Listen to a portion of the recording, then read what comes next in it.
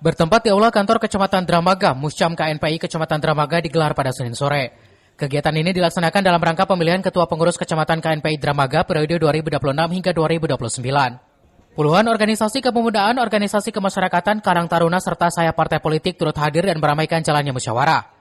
Dari hasil rapat pleno, pimpinan sidang menetapkan Muhammad Syukron Anugrah terpilih secara aklamasi sebagai Ketua PK KNPI Dramaga dan disahkan oleh Forum Musyam. Pasca terpilih, Syukron menyampaikan akan segera melakukan konsolidasi dengan pimpinan wilayah, para kepala desa, serta melakukan perekrutan anggota minimal 2 orang di setiap desa.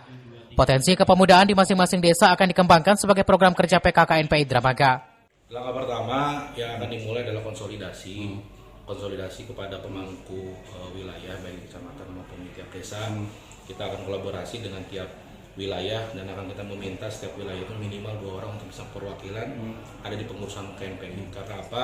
Kita akan menggali setiap potensi-potensi yang ada di wilayah. Sementara itu, Kecamatan Dramaga menjadi kecamatan ke-12 yang telah melaksanakan Musyam KNPI. Dari total 40 kecamatan, DPD KNPI Kabupaten Bogor menargetkan sebanyak 20 kecamatan telah melaksanakan Musyam hingga akhir tahun 2025. 40 kecamatan ini titik ke-12. 12 kecamatan sudah kita lalui, kita laksanakan, sisanya masih dalam proses perjalanan.